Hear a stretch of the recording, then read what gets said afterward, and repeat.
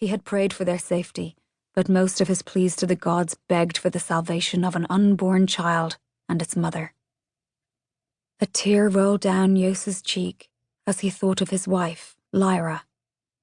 It had been 5 years since they'd first met, but the memory of that day was so clear he felt like he could step into it. He had been in the market district, on his way to the tanner's. The time had come to retire his smithing apron, and he wanted an exact recreation of the garment that had served him so well.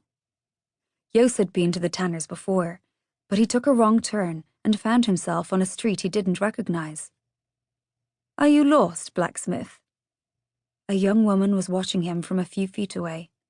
She had pale pink skin and sable hair that fell down her back in a single long plait. "I don't think I've ever been on this street," Yos admitted.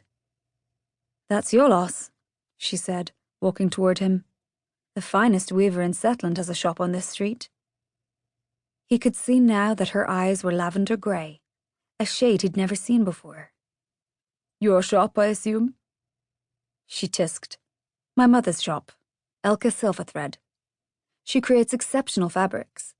You could ask any of the ladies at court and they would tell you all their dresses are made at Silverthread Fabrics." "Why do you think I'd know the ladies at court?" Yos's face clouded. He wasn't dressed for court. He'd come straight from his workshop, and his clothing showed it. Buds of blush appeared on the woman's cheeks. "I know who you are, Yos Steelering. My father is a blacksmith, and a great admirer of your craft. He has pointed you out to me many times, and speaks of your generosity in sharing your knowledge with the guild, despite the king's disapproval." "My thanks to your father for his kind words," Yos said, feeling his own cheeks redden. He cleared his throat.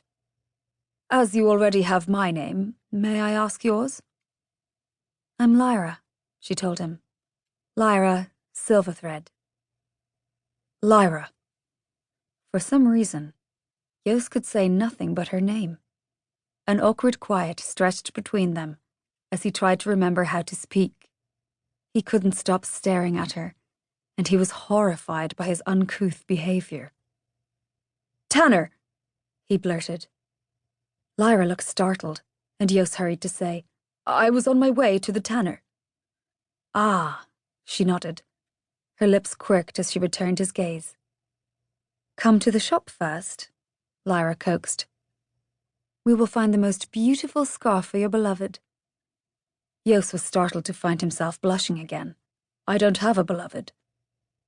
She smiled at him then, and Yos knew his heart would belong to no one else. That first meeting led to a second, a third, and before Yos knew what was happening, he found himself deeply in love. He wanted to marry her, but to do so would likely put them both at risk, Lyra particularly. For years, King Dentroth had been suggesting, loudly and often, that Yos should marry. The king had taken to ushering various high-born ladies into Yos's company. He knew Dentroth was serious. Yos's parents' marriage had been arranged by the previous king. He believed King Dentroth would not go so far as to force him to marry, but he had no doubt the king would be furious if he married into a merchant family after rejecting the royal preferences. Despite the risk, Yos and Lyra did marry, in secret, in the old way, at a shrine of Nava. They kept their marriage hidden from all but Lyra's parents.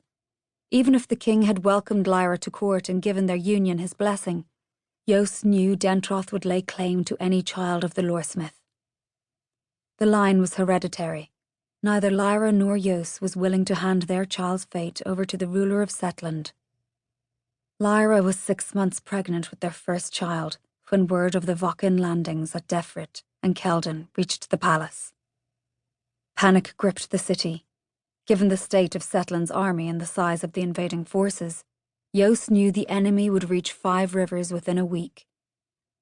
Though he longed to flee the city with his wife, he couldn't bear the dishonor of forswearing his oaths. For 3 days, Yos and Lyra had planned, debated, fought, and held each other until they came to an agreement. Those had been the worst 3 days of Yos's life.